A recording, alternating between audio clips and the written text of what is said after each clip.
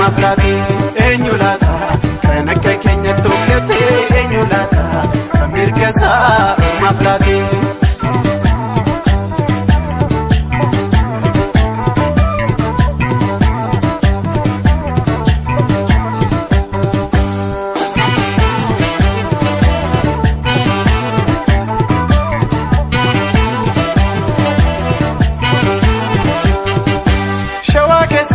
Kan nuti hin saamamne kamilata kan nurraa hin fuudhamne utuu jirru jiraan hin jirre taane lafa keenya haala gaadhaan haalamne maqaa keenya haala gaadhaan haalamne afaan keenya haala gaadhaan haalamne biyya keenya haala gaadhaan haalamne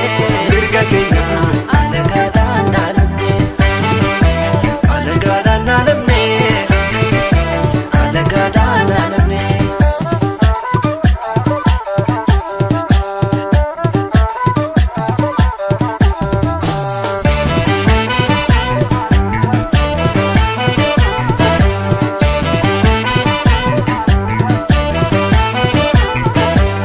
Gamsati kotu ya kaloto shinshinin sibita na walin karsobate kaloto birbirse guru dimna baru kurmatin pane magale badaye jarsa demna chafe turama ole gameto chafe anani buna chalchalitan kalatti karina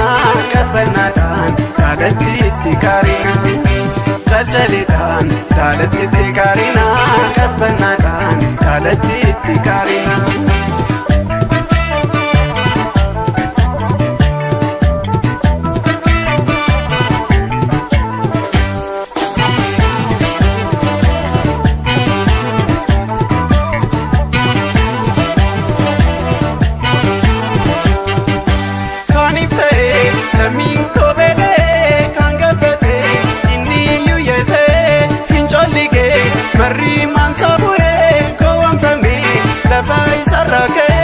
Akan goni lafa isa saamame kan dubbatis ejjeedhaan xaxame abbaan garaa si joodhaa mo'ame kan falmate sidhaan koolafame.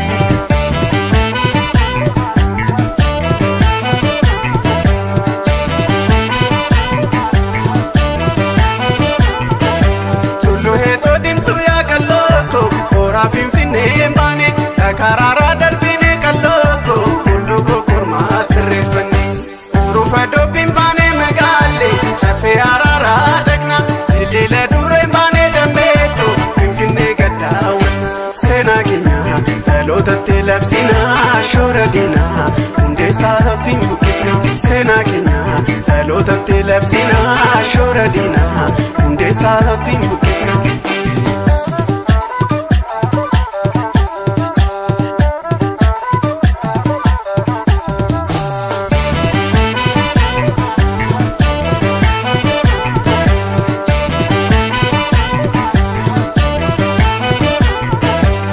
Lalle badhaasoo yaa kalooto bakka foonii rakasa dildila dureen baanee kalooto golbootti si deebisa yaa'ii gullallee kootu magaale bakka seenaa yaadatu boolee biyya bulbulaa dammeetu silaa qamadii sassaabatu